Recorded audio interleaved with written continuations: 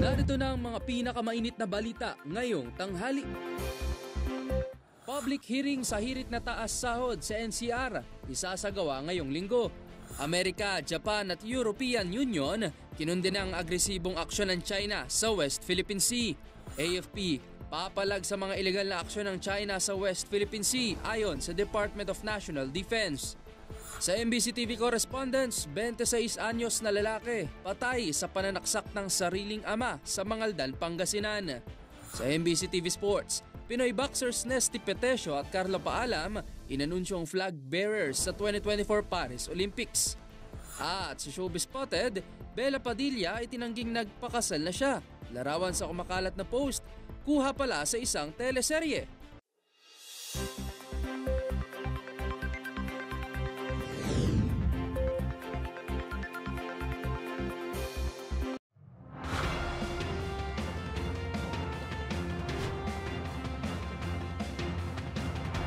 Bawat balita, makabuluhan. Bawat kwento, makapangyarihan. Boses ng Pilipino para sa Pilipino. Live mula sa MBC TV Studio. MBC TV Network News.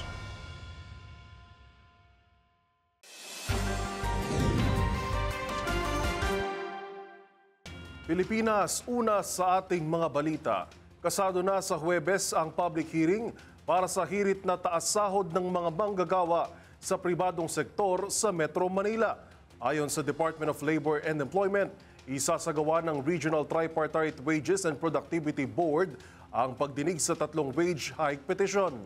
Sinabi ni Labor Secretary Bienvenido Laguesma na matapos ang public hearing, magdedesisyon na ang Regional Wage Board tungkol sa kaangkupan ng wage adjustment. May 24 nang humirit ang Unity for Wage Increase Now ng 597 pesos na dagdag arawang sahod para sa mga manggagawa sa private establishments sa National Capital Region. Samantala, bad news naman sa mga motorista. Umarangkada na ang panibagong oil price hike ngayong araw. Batay sa abiso ng mga kumpanya ng langis, tataas o tumaas ng 85 centavos per liter ang gasolina, 1 peso and 75 centavos ang diesel, habang 1 peso and 90 centavos o halos 2 pesos ang kada liter ng kerosene.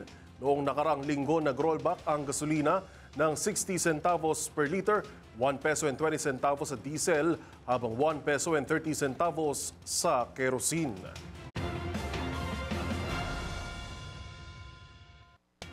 Sa kabila ng ipatutupad na power rate cut ng Meralco, ipinapanukala ng isang mambabatas ang long-term measures para maprotektahan ng mga consumer mula sa power rate shocks. Kabilang sa mungkahin nito ang paglalagay ng cap o limit sa mga napipintong pagtaas ng singil sa kuryente. Magbabalita si Milky Rigunan. Dapat dumami pa ang mga consumer protection bilang panangga sa madalas na power rate shocks o biglaang pagtaas ng singil sa kuryente. Ito ang panukala ni House Deputy Minority Leader Franz Castro matapos i-anunsyo ng Meralco ang reduced power rate ng 1.9623 per kilowatt hour ngayong buwan ng Hunyo. Ayon kay Castro, makabubuti at pinayagan ng Energy Regulatory Commission ang staggered payment para sa buwan ng Mayo para makatugon sa billing cycle mula sa wholesale electricity spot market o WESM. Iginit ni Castro na bigyan ng mas maraming proteksyon ang mga consumer kabilang ang mga generation companies na balikatan ng added cost sa halip na ipasa sa kanilang mga consumer. Nare-recommenda din ni Castro na magtakda ng cap ang ERC para sa mga napipintong pagtaas ng singil sa kuryente para mabigyan ng babala ang mga consumer sa presyuhan. Una rito nirekomenda ni Castro dapat hatiin at gawing pautay-utay ang planong taas singil sa kuryente. Ito anyay habang wala pang napapanagot at patuloy na inimbestigahan ng Kamara ang mga serye ng yellow at red alerts. Para sa MBC TV Network News, ako si Milky Rigunan. Sama-sama tayo, Pilipino.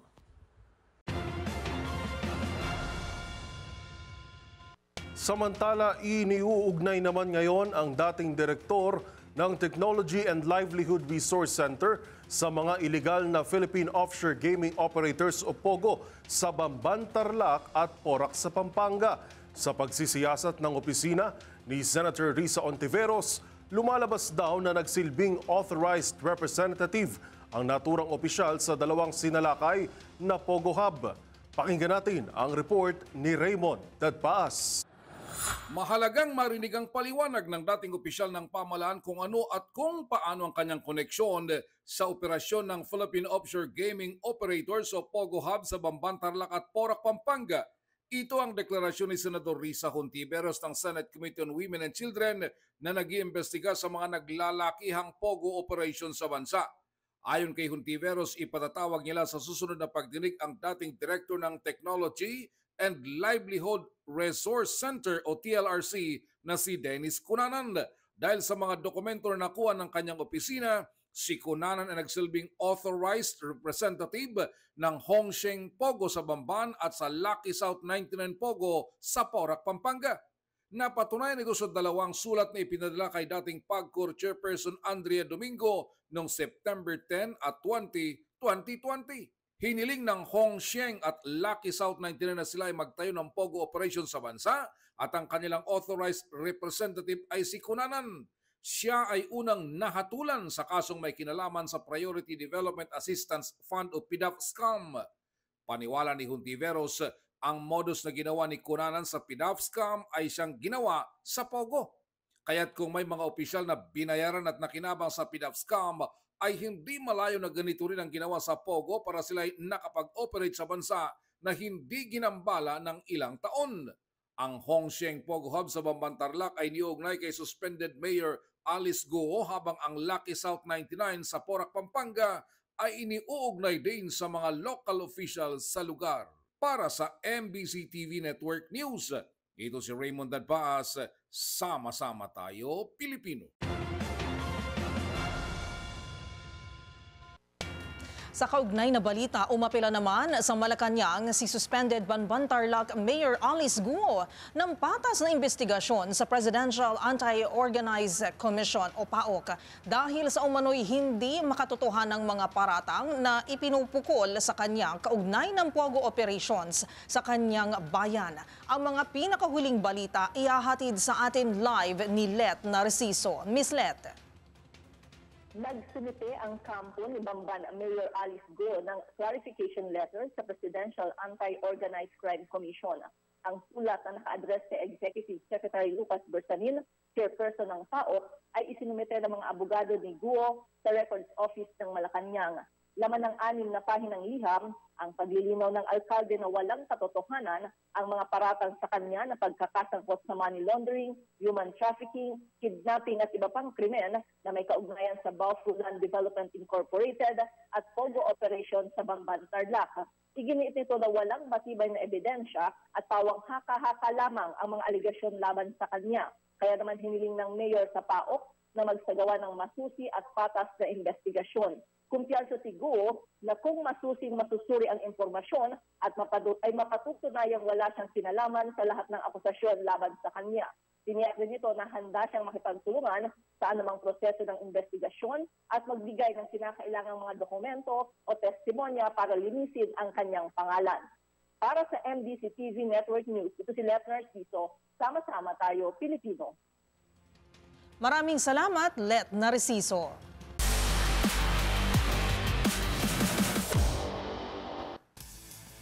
Update naman tayo dahil inanunsyo ng mga atletang magsisilbing flag bearers ng Pilipinas sa 2024 Paris Olympics. Yan ay walang iba kundi ang Pinoy boxers na sina Nesty Petesio at Carlo Paalam. Ang iba pang detalye tutukan sa report na ito.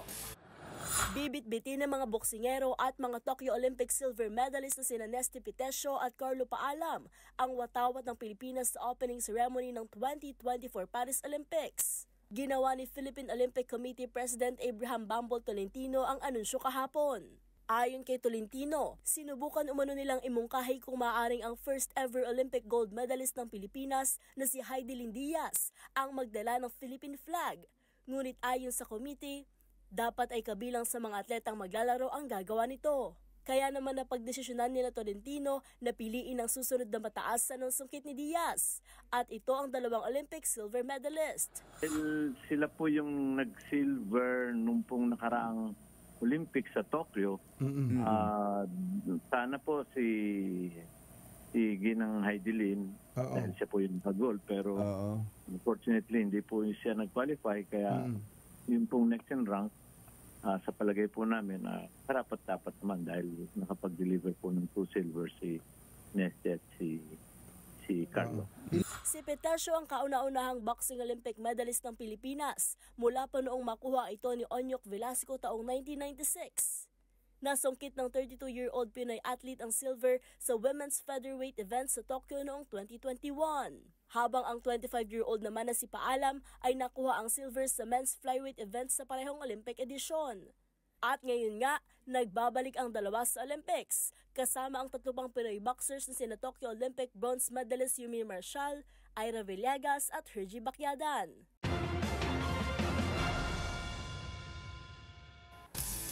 Sa aking pagbabalik, Boston Celtics itinanghal bilang 2024 NBA Champions. Para sa detalye, tutok lang sa MBC TV Network News. Narito pa ang mga balitang dapat niyong abangan. Amerika, Japan at European Union kinundi ng agresibong aksyon ng China sa West Philippine Sea. Samantala, AFP papalag sa mga illegal na aksyon ng China sa West Philippine Sea ayon sa Department of National Defense. Sa MBC TV Sports, Boston Celtics itinanghal bilang 2024 NBA Champions. At sa Showbiz Spotted, Bella Padilla itinangging nagpakasal na siya. Larawan sa kumalat na post, kuha pala sa isang teleserye. Lahat ng yan sa pagbabalik ng MBC TV Network News.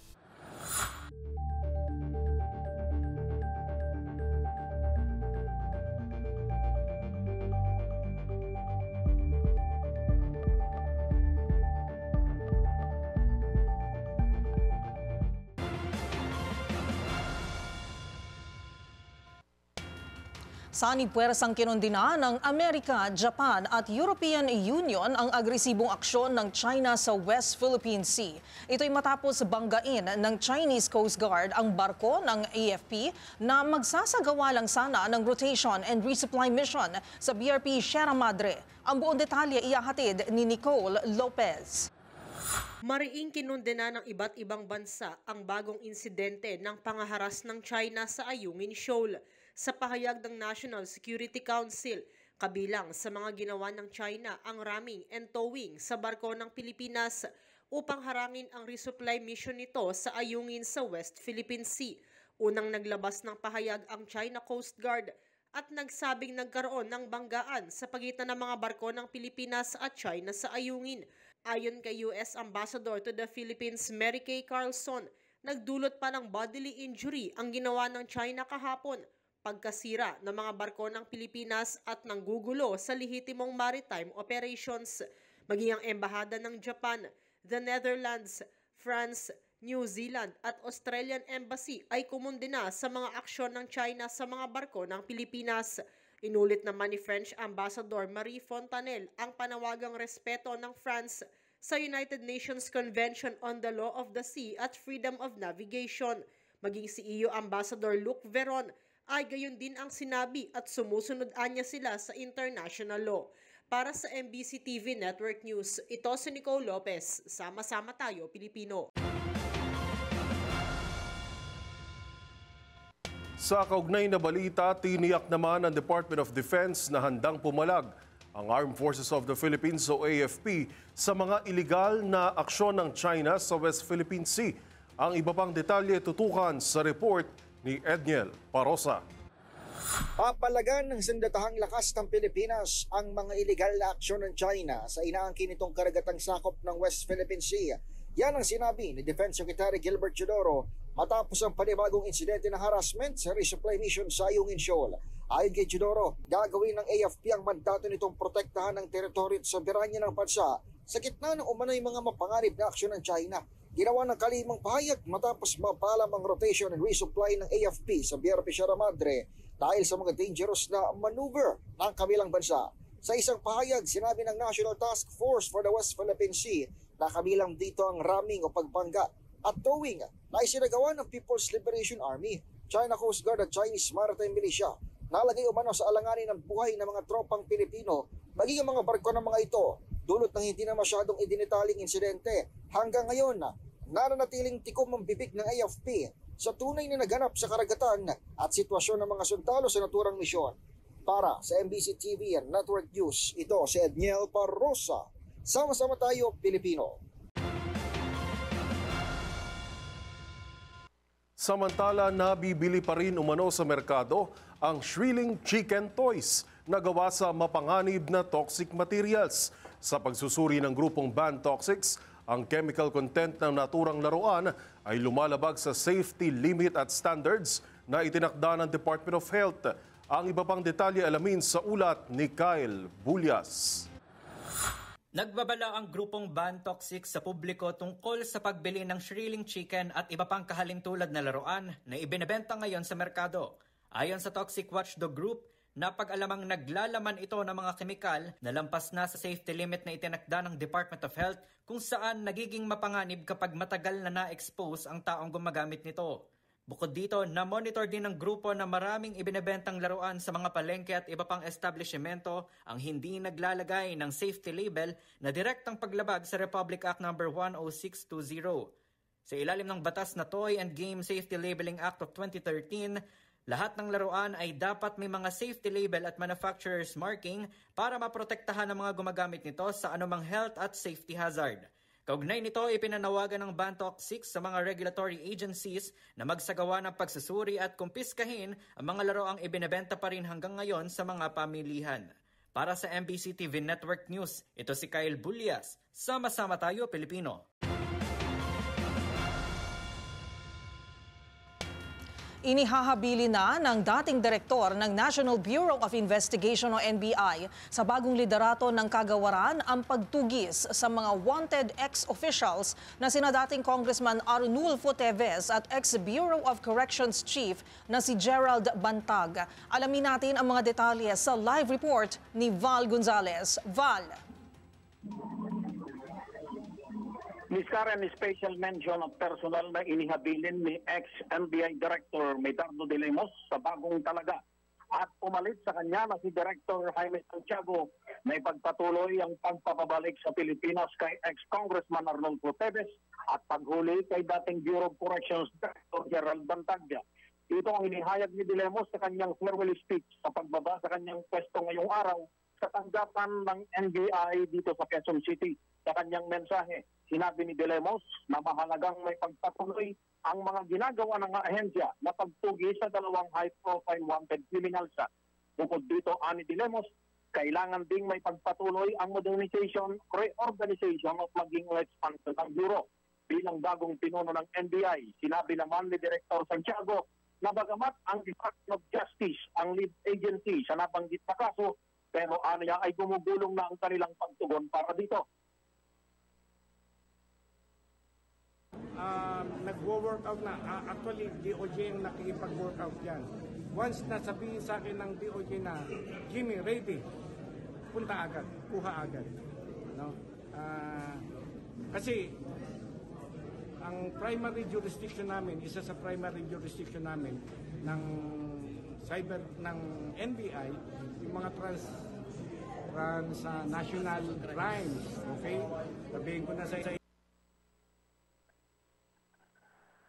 Samantala, sa kanyang mensahe bilang bagong direktor ng NBI, sinabi ni Santiago na bukod sa paglaban sa cybercrime na marching order ni Pangulong Ferdinand Bongbong Marcos Jr. ay susulong din nito ang modernization ng Premier Law Enforcement Agency ng bansa. Nais ani niyang maibalik ang dating glory days ng NBI kung saan dati nitong nagtrabaho sa record section noong 1977 hanggang taong 1979. Para sa kauna-unahan sa Pilipinas, DCRH. Ako naman, Val Gonzalez, tuloy-tuloy sa pagbabalita, tuloy-tuloy sa serbisyo. Sama-sama tayo, Pilipino. Maraming salamat, Val Gonzalez.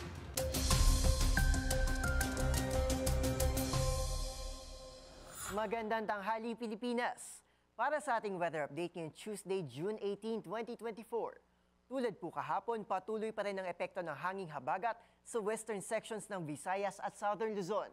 Dahil po dito, asahan ng maghapong mataas na tsansa ng ulan sa ilang bahagi ng Southern at Central Luzon na nagsimula kanina pang umaga. Kaya naman pinag-iingat ang mga kababayan natin dyan sa Zambales, Bataan, Occidental Mindoro at Palawan sa posibilidad ng biglaang pagbaha at pagguho ng lupa dahil sa mga pagulang dulot ng habagat. Samantala, for the rest of the country, patuloy pa rin ang mataas na tsansa ng isolated rains at thunderstorms mamayang late afternoon, sa gabi at pati na rin sa madaling araw. Pero ngayong tanghali, ramdam pa rin ang mainit na temperatura na pwedeng umakyat sa 44 degrees Celsius ang heat index dito sa Metro Manila. Pero sa ngayon, wala pa rin binabantay ang sama ng panahon ng pag-asa sa loob at labas ng ating Philippine Area of Responsibility. Pero manatiling alerto at umantabay palagi sa thunderstorm advisories na inilalabas ng Weather Bureau sa kanilang X account para sa mga abiso sa biglang pagbuhos ng ulan. Sa Tugigaraw, posibleng umakyat ang init sa 35 degrees Celsius, habang maglalaro naman ang temperatura dito sa Manila at sa Cebu mula 26 to 32 degrees Celsius. Same temperatures din ang inaasahan sa Kalayaan Islands. Gayunman, dahil sa malakas na epekto ng habagat ay magiging maghapon ang mararanasang pagulan sa nasabing lugar. Para naman sa ating weather forecast for the next 3 days, bisitahin natin ang Iloilo City kung saan magiging mataas ang tsansa ng kalat-kalat na pagulan na may pagkulog at pagkidlat simula bukas hanggang darating na Biyernes dahil pa rin po sa epekto ng habagat. At possibly, pating mga karatig na bayan at lalawigan ng Iloilo ay makakaranas din ng same weather condition at least for the next 3 days. Ang temperatura naman sa Iloilo ay maglalaro mula 25 to 32 degrees Celsius. Pero syempre, kahit pa maulan ng panahon, masisilayan pa rin natin ang napakagandang sunset mamayang 6:27 ng gabi. Para sa MBC TV Network News, ito si Arnold Herrera. Sama-sama tayo, Pilipino.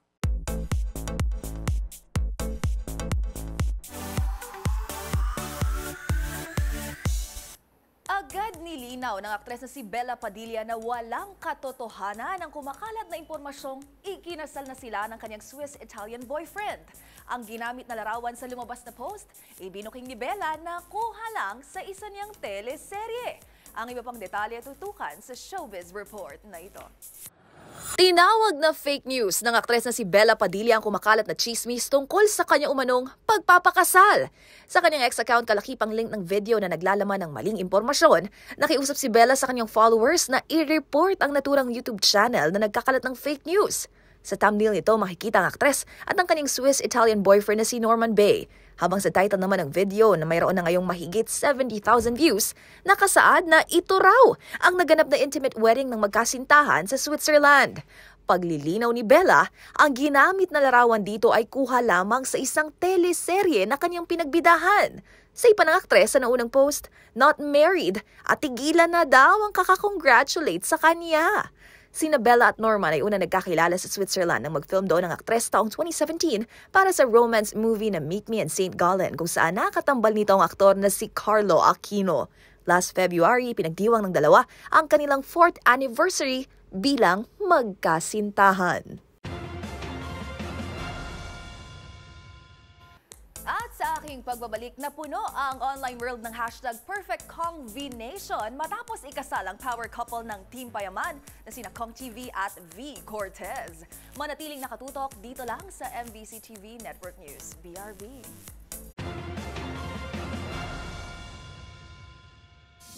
Narito pa ang mga balitang dapat niyong abangan. Social welfare program ng Marcos Administration matagumpay ayon sa DSWD.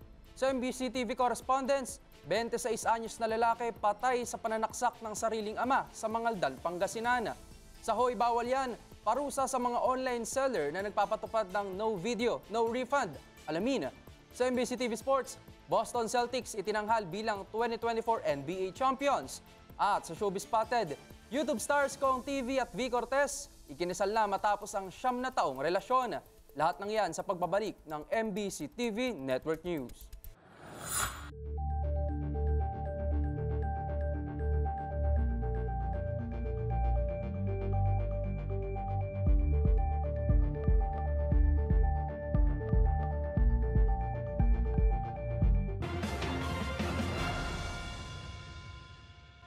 Naging matagumpay ang social welfare program ng pamahalaan sa ilalim ng administrasyon ni Pangulong Bongbong Marcos.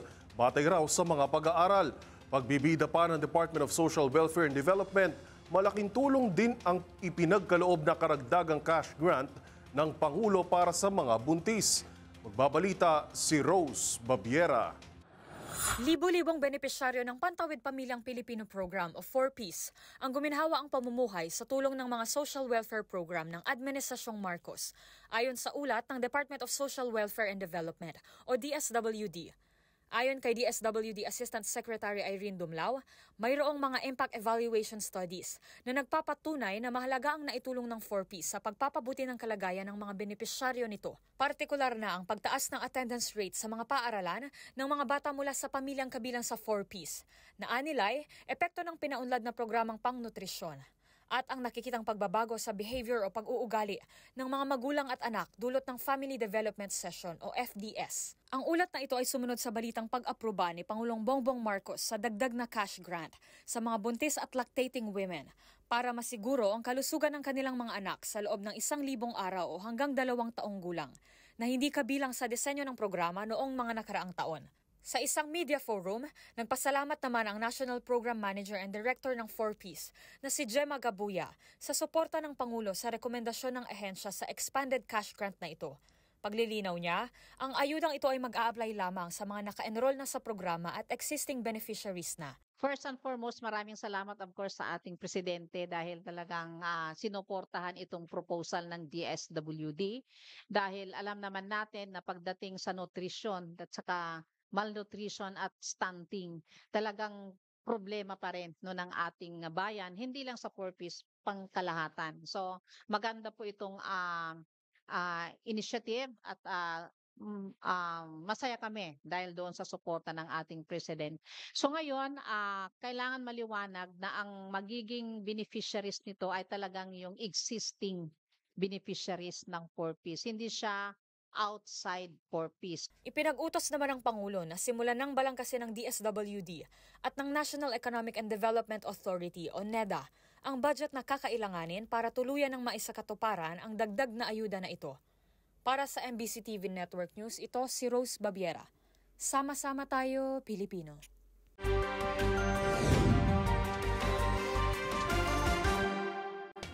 Patay ang isang 26 anyos na lalaki sa Mangaldan sa Pangasinan matapos saksakin ng sarili nitong ama.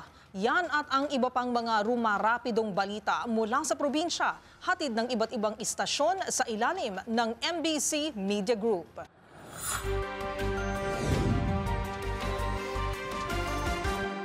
Nasa isang purinarya ngayon subay ng Mangaldan ang mga labi ng biktima na nakilalang si Rap Serapi Cadillon, 26 anyos, matapos masawi ng pagsasaksakin ng kanyang sariling ama na si Rapi de Leon, 54, na nakaratay naman ito ngayon sa Region 1 Medical Center sa Dagupan City dahil sa malubang sugat na tinamo sa mukha matapos pukpukin ng bato ng biktima. Sa ulat ni Chief of Police Lieutenant Colonel Roldan Cabatan, kapwa lasing ang mag-ama na galing sa magkahiwalay na inuman at pag-uwi ng kanilang bahay bandang alas 11:20 kagabi sa Barangay Alitaya, nagkaroon ng mainitang pagtatalo ang dalawa hanggang sa hampasin ng bato sa mukha ang ama na nakahagilap naman ito ng kutsilyo at pinagsasaksak ng kanyang sariling anak na tinamaan sa kilikili, liig at likod na nadala pa sa Rural Health Unit subalit idiniklarang dead on arrival ng attending physician habang ang suspect na may nilalapatan pa ng lunas sa hospital sa Dagupan City. Para sa MBC TV Network News, ito si Freddy Pajardo. Sama-sama tayo, Pilipino. Balita mula sa Davao City. Sumiklab ang sunog sa residential area sa Purok 16, Santo Niño, Barangay Cruising, Bayabas, Turil District, Davao City. Dakong 1:06 ng hapon, Hunyo 16, 2024. Batay sa report ng kapulisan, nagsimula ang sunog sa bahay ni Ellen Bibat at dahil gawa sa light materials ang karamihan sa bahay, mabilis na lumaki ang apoy kung saan 14 na bahay ang naabo habang 3 bahay naman ang partially damaged. Sa inisyal na investigasyon ng mga otoridad, lumalabas na umabot sa mahigit kumulang 165,250 ang pinsala na iniwan ng sunog habang nasa 19 kapamilya ang naapektuhan. Samantala wala naman nasugatan o binawian ng buhay sa pangyayari. Sa ngayon patuloy ang isinasagawang investigasyon ng mga otoridad lalo na sa pag-alam sa sinimulan o dahilan ng nasabing insidente. Para sa MBC TV Network News, ito si June Soter.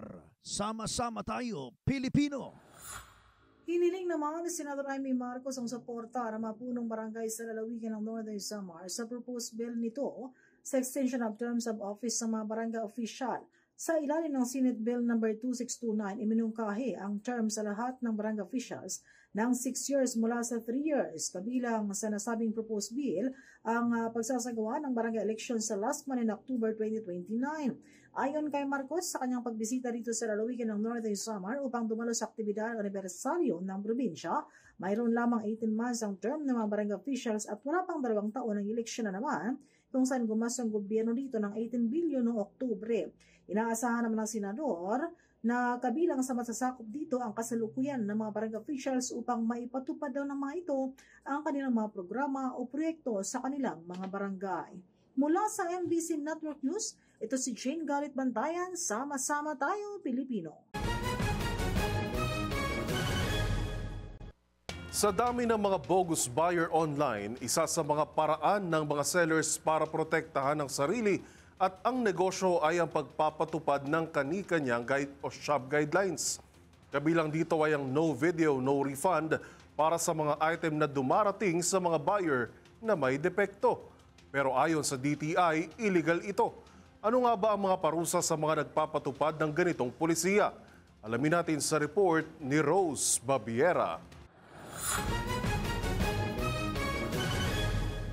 Mas pinadali ng e-commerce at ng mga online shopping application ang pamimili ng iba't ibang produkto online. Bukod kasi sa hindi na kailangang pumunta sa mga physical stores, mas malawak din ang pagpipilian at kadalasan ay mababa ang presyo ng mga produkto sa app na ito. Ang mga customer, nakatipid na, less pagod pa. Gayunpaman, paalala ng otoridad maging mapanuri sa mga online shops na ito at siguruhin ang detalye ng produktong bibilhin bago ito i-check out. Ito ay para iwas scam at hindi ma-expectation versus reality o yung makakatanggap ang buyer ng produktong malayo o kakaiba sa inaasahan nito. Sa mga ganitong pagkakataon, may karapatan ng mga consumer na humingi ng refund o ipalit ang produkto kung dumating itong sira, kulang-kulang o may depekto. Kaya lamang, ang ilang mga online seller mayroong polisiyang no video, no refund or exchange o yung patunay na totoo nga ang reklamo ng mga bumibili. Kaya naman ang mga buyer, hindi na lang nagre-reklamo kahit pa hindi naman nila magagamit ang produktong binili. Ayon sa Department of Trade and Industry, illegal ang polisiyang ito. Batay kasi sa Republic Act No. 7394 o ang Consumer Act of the Philippines, ang ganitong shop guidelines ay maituturing na deceptive, unfair, and unconscionable sales acts or practices. Nakasaad sa batas na ito na ang mga consumer ay may karapatan na ibalik o ipaayos ang item at humingi ng kapalit o humiling ng refund. Ang sino mang lalabag dito at patuloy na magpapatupad ng nasabing polisiya ay papatawan ng multa na 500 hanggang 10,000 piso o pagkakakulong na hindi bababa sa 5 buwan at hindi lalampas sa 1 taon. Maaari namang parehong multa at pagkakakulong ang ipataw, depende sa desisyon ng korte. Kung meron pa kayong nahuling ipinagbabawal na akto, o kaya naman ay mayroon kayong reklamo, itag nyo kami sa DZRH. Hoy! Bawal yan!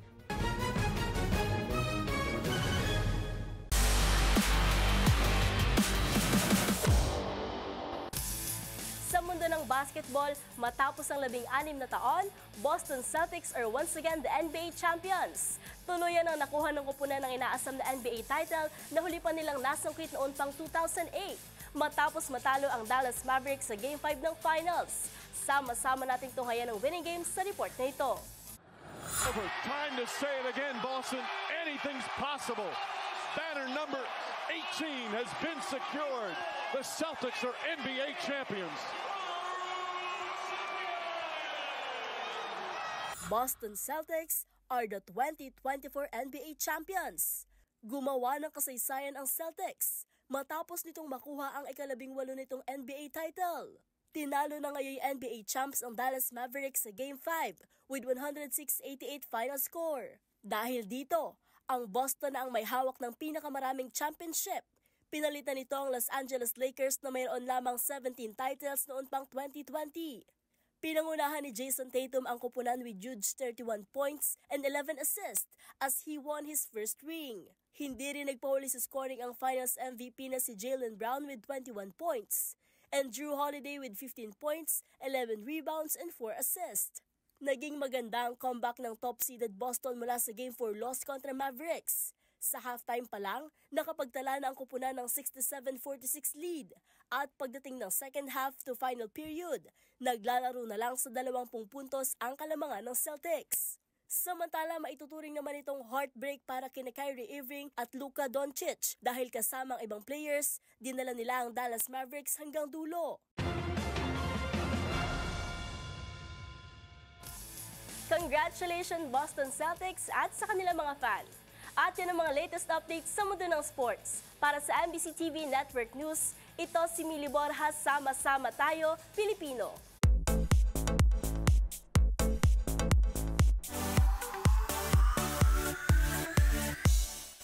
Matapos ang 9 na taong relasyon, nagpalitan na ng matamis na I do ang magkasintahang vloggers at parehong negosyante na sina Kong TV at V. Cortez.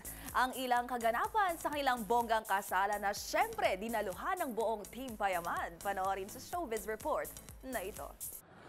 Napuno ng #PerfectKongVNation ang online world matapos ikasal kahapon, June 17, ang vloggers na sina Kong TV at V. Cortez. Ang power couple ng Team Payaman nagpalitan ng matamis na I do sa isang simbahan sa Muntinlupa City matapos ang kanilang 9 na taong relasyon. Nagniningning ang bride na si V sa suot nitong off-shoulder wedding gown at tadtad ng crystals, gawa ng fashion designer na si Leo Almodal. Habang dashing groom naman si Kong TV o Lincoln Velasquez sa tunay na buhay sa kanyang all-black suit na gawa ni Francis Libiran. Samantala, present din sa pag-iisang dibdib na ito ng YouTube stars ang cosplayer at content creator na si Alodia Gosengfiao at kanyang businessman husband na si Christopher Kimbo. Gayun din ang vlogger na si Zainab Harake at basketballistang si Bobby Ray Parks Jr. Habang kabilang sa mga ninong at ninang ng bagong kasal sina Alex Gonzaga at ang mister nitong si Lipa City Councilor Mikey Morada. Kung matatandaan, Nobyembre taong 2022 nang ma-engage ang dalawa. Habang July last year, nagdiwag ng first birthday ang kanilang anak na si Zeus Emmanuel o mas kilala sa tawag na Kidlat. Para sa MBC TV Network News, ito po ang iyong showbiz angel, Angelica Cosme. Sama-sama tayo, Pilipino. Balik sa inyo, Miss Karen and Yuel. Maraming salamat sa ating showbiz angel, Matchpoint Mili at kay Rovi. Pero ito na nga, bago po kami magpaalam, 9 na araw na lang, Aliwan Fiesta 2024 na. Matutunghayan na natin ang pasiklaban ng sining at kultura, maging ang ganda, galing at talento ng mga Pilipino. Kaya naman mula sa iba't ibang panig ng Pilipinas, sama-sama tayong makiisa, makisaya, dahil ang pistay narito na ang Aliwan Fiesta 2024. Kaya kita-kits!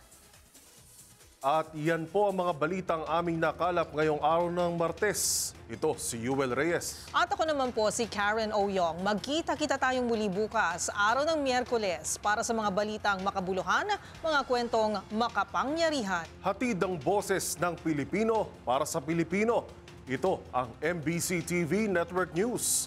Sama-sama tayo, Pilipino.